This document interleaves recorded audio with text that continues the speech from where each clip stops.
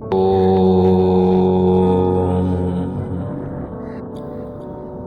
भ्रकुटी ध्यान। गुरुदेव कहते हैं कि जो लोग भ्रकुटी पर ध्यान लगा रहे हैं वो साधक आगे क्या करें। हमारी जो भ्रकुटी है वो दोनों बाहों के बीच पर स्थित है।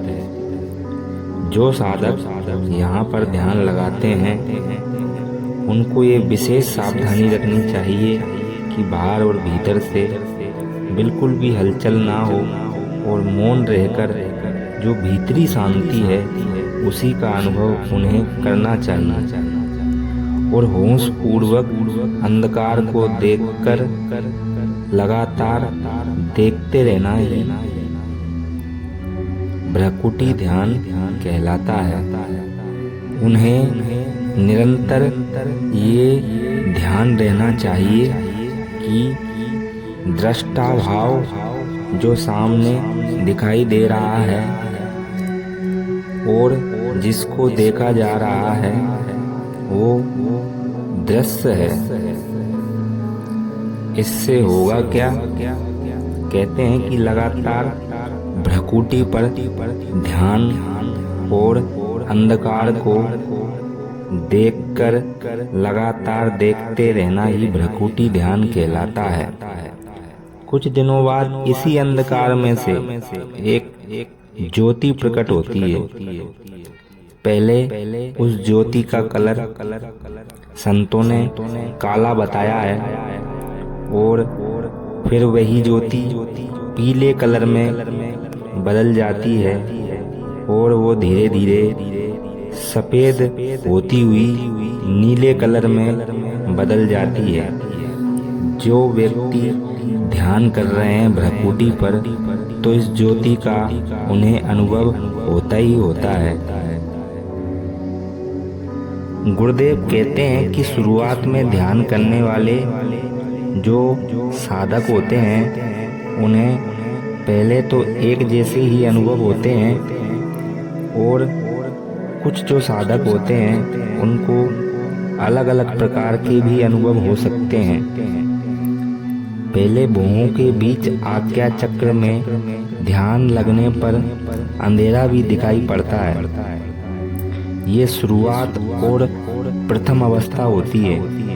अंधेरे में कहीं नीला कभी पीला अलग अलग प्रकार के अलग अलग रंग दिखाई देने लगते हैं।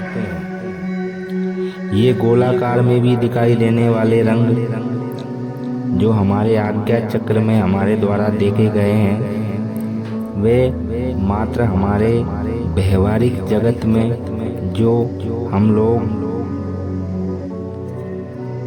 व्यवहार करते हैं उसी का भी चित्त में आ सकता है और हमारे शरीर और मन की हलचल से निर्मित वो हमारी ऊर्जा भी हो सकती है। गोले के भीतर अगर गोले चल रहे हैं जो कुछ देर दिखाई देने के बाद धीरे धीरे गायब हो रहे हैं और उसकी जगह वैसा ही अगर दूसरा बड़ा गोला भी दिखाई दे रहा है और ये क्रम अगर निरंतर चल रहा है तो कुछ ज्ञानी जन मानते हैं कि नीला रंग आज्ञा चक्र एवं जीवात्मा का रंग होता है। कुछ संतों का ये भी मत है कि नीले रंग के रूप में हमें जो हमारी जीवात्मा है वही दिखाई पड़ती है। कुछ संतों का ये भी मत है कि जीवात्मा का जो स्थान है वो दोनों नेत्रों अर्थात दोनों भुवों के बीच में ही बताया है। अगर लगातार इस प्रकार के गोले दिखाई पड़ रहे हैं तो निश्चित ही ये आज्ञा चक्र के जागृत होने का लक्षण माना जाता है। जो साधक भ्रकुटी पर ज्यादा ध्यान देता है और उसकी जो स्थिति है वह उसका निर्णय विवेक से करता हुआ आगे बढ़ता है, उसी के साथ ये स्थिति ध्यान में घटती है।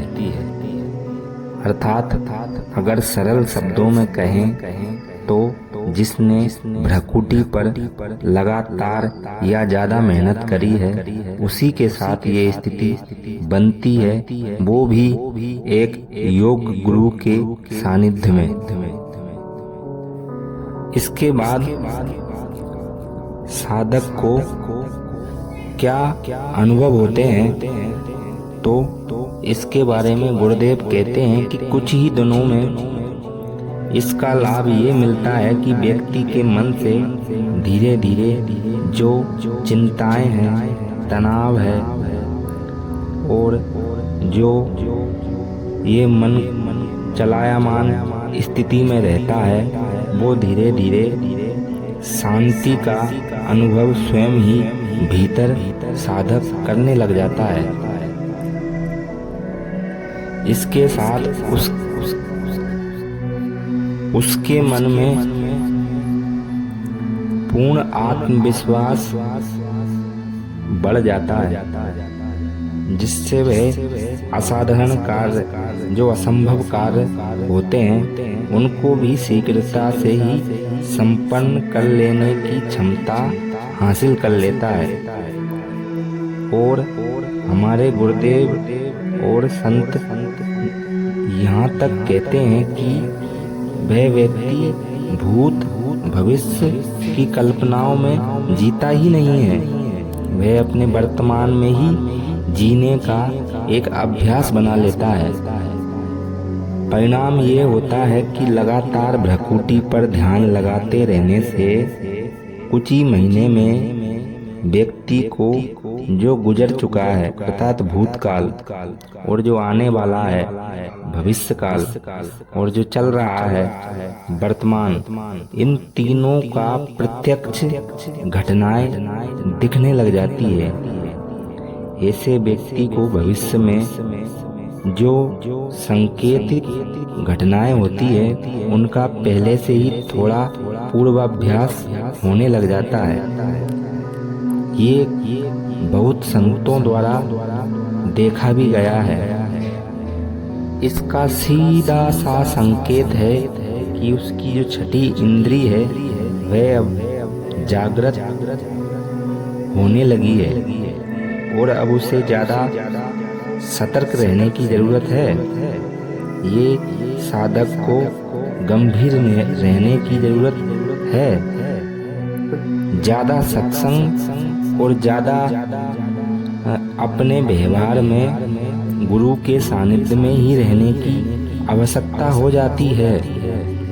यदि साधक को भ्रकुटी पर और ज्यादा प्रगति करना है, तो ऐसे व्यक्तियों को बाहरी जो लोग हैं, उनके संपर्क को समाप्त करने की ही हिदायत हमारे संतों द्वारा दी जाती है और बहुत ही सावधानी पूर्वक जीवन और आचार विचार बरतने की सलाह गुरुदेव द्वारा दी जाती है, क्योंकि यहीं से साधक का भटकाव भी हो सकता है और वो अपने योग से भ्रष्ट भी हो सकता है, सिद्धियों में उलझ भी सकता है। इसीलिए गुरु की भूमिका यहाँ से ज्यादा महत्वपूर्ण हो जाती है। ध्यान में प्रगति करना गुरु के बिना असंभव है। जो लोग बिना गुरु के ही ध्यान में उतर जाते हैं, वे लोग प्रायः देखे जाते हैं कि ज्यादातर नीचे ही गिर जाते हैं। तो निश्चित ही अगर जो व्यक्ति भ्रकुटी पर ध्यान लगा रहे हैं और उनके साथ अगर ऐसी घटनाएं घट रही है, तो वे जरूर किसी अनुभवी गुरु के पास जाएं या किसी संत से जुड़ जाएं। वही आगे की यात्रा आपको पूर्ण करवाएंगे। आज्ञा चक्र पर भ्रकुटी पर अगर ज्योति दिखाई देने लग जाए, आज्ञा चक्र पर गोले दिखाई देने लग जाए, तो निश्चित ही समझिए कि आपकी जो स्थिति है वो आगे की तरफ बढ़ रही है।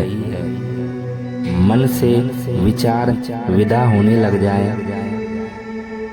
गहरी शांति में आप उतरने लग जाए और दृष्टा भाव मन में सद रहा है तो आपकी स्थिति निश्चित ही आगे की तरफ बढ़ रही है। उच्च स्थिति में आप बढ़ रहे हो।